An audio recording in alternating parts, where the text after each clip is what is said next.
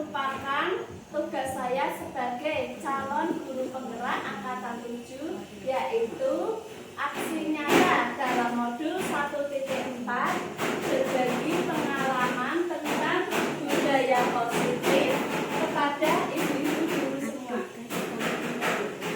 Apakah ada yang sudah tahu ibu di sini? Atau ada yang mau mengutarakan tentang budaya positif? Belum. Nah, kita belajar sama-sama Bu ya. Di dalam budaya positif kita akan belajar tentang perubahan paradigma belajar. Terus disiplin positif, motivasi perilaku manusia, kebutuhan dasar, posisi kontrol restitusi, keyakinan kelas, dan segitiga restitusi.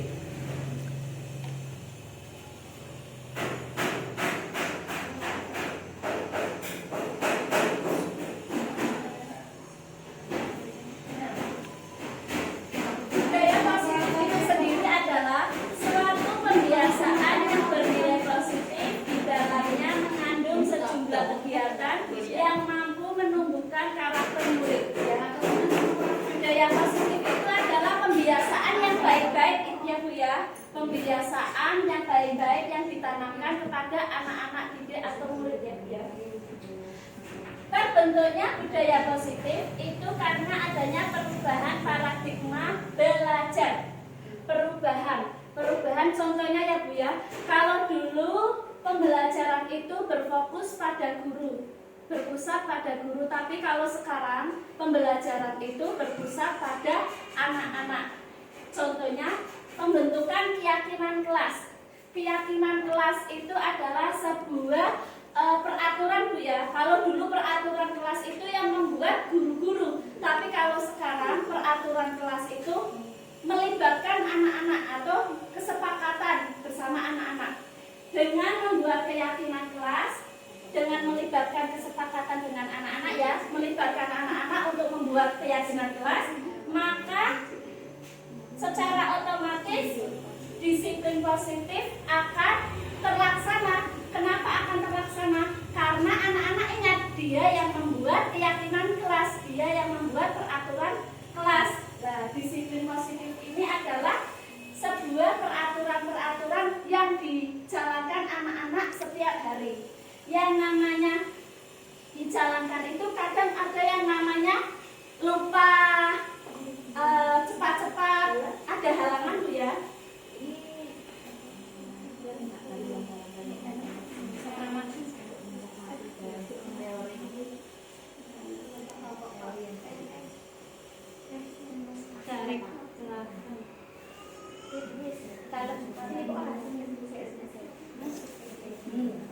Tadi disiplin positif itu proses pembelajaran. Ada contohnya yaitu seperti dalam video. Proses pembelajaran itu nanti ada yang namanya segitiga restitusi. Ini Bu, ada video segitiga restitusi.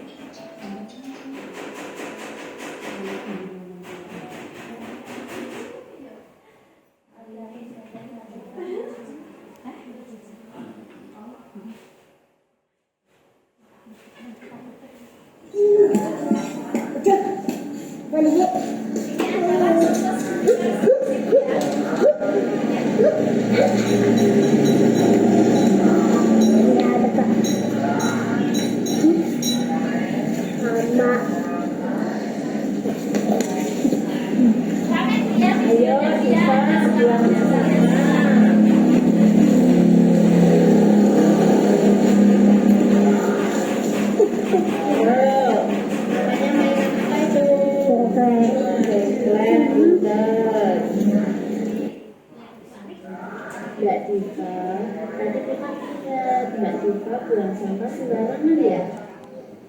Kenapa Mbak Diva buang sampah sembarangan? Oh, Mbak Diva tidak apa-apa, karena bermain itu kesenangan. Tapi kita harus ingat kesepakatan kelas kita, ya Pak.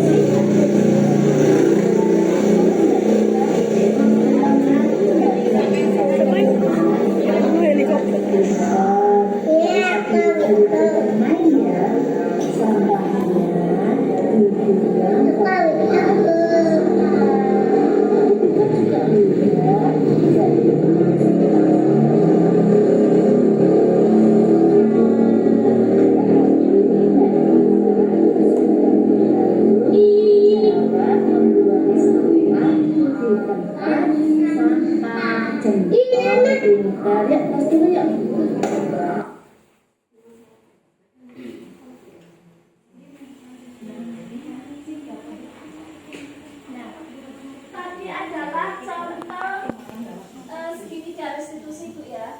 Jadi yang namanya segitiga restitusi itu adalah suatu proses dialog yang dijalankan oleh guru atau orang tua agar dapat menghasilkan murid yang mengerti dan bertanggung jawab. Nah, ini segitiga restitusi Bu. Yang pertama menstabilkan identitas.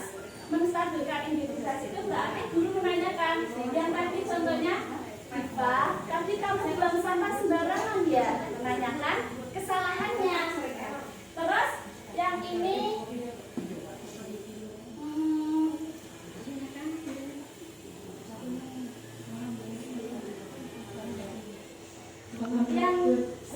yang atas ini nggak kelihatan Bu ya.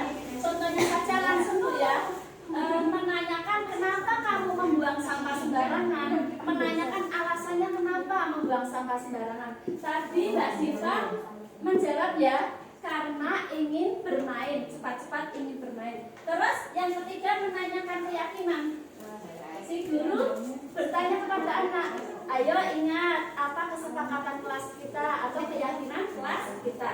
Nah, berarti disiplin positif itu berkaitan sekali dengan segitiga restitusi.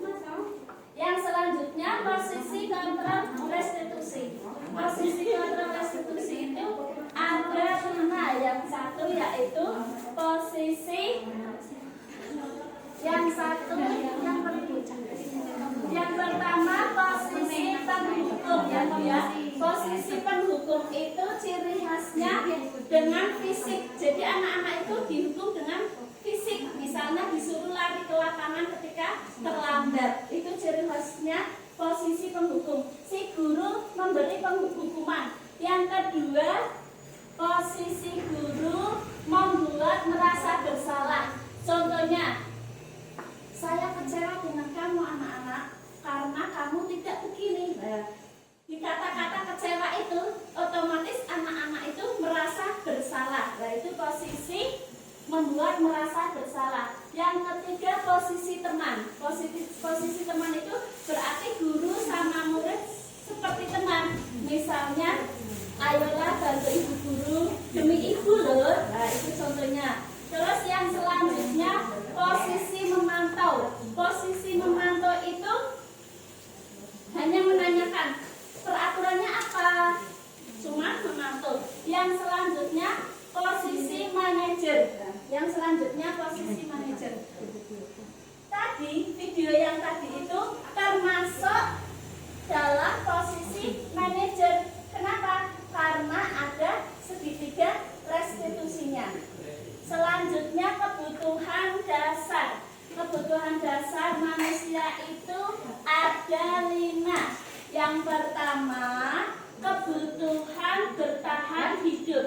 Yang kedua, kasih sayang dan rasa diterima. Yang ketiga, penguasaan. Yang keempat, kebebasan. Dan yang kelima, kesenangan. Nah, tadi contoh video juga mencakup di kebutuhan dasar, yaitu ini kebutuhan akan kesenangan. Si Diva cepat-cepat lari dan membuang sampah sembarangan karena ingin bermain, dan bermain itu merupakan kesenangan.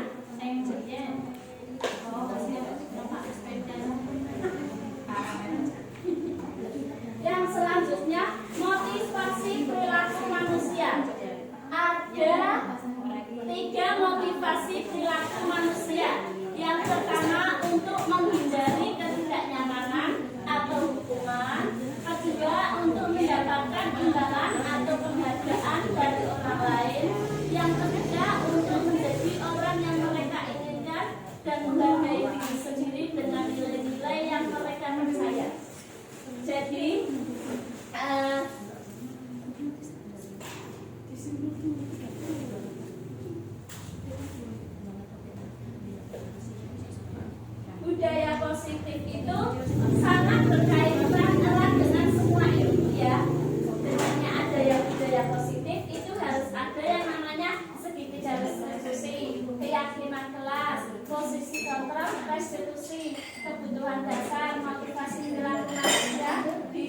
positif dan perubahan paradigma belajar. Itu sangat berkaitan dengan budaya positif, dan dengan adanya ini maka akan terbentuk budaya positif.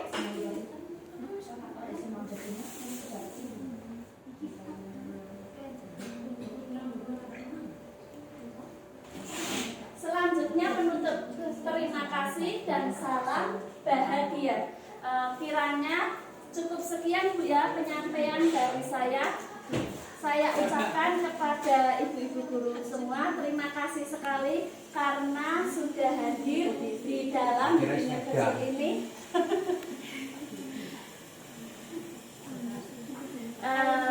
Selanjutnya saya mohon maaf Bu ya, saya manusia biasa. Berarti tempatnya salah banyak sekali Bu ya. Apabila dari awal sampai akhir banyak kata-kata yang salah atau tutur kata yang tidak enak di hati panjenengan semua, saya mohon maaf yang sebesar-besarnya. Akhirul kalam, wabillahi taufiq wal hidayah. Wassalamualaikum warahmatullahi wabarakatuh.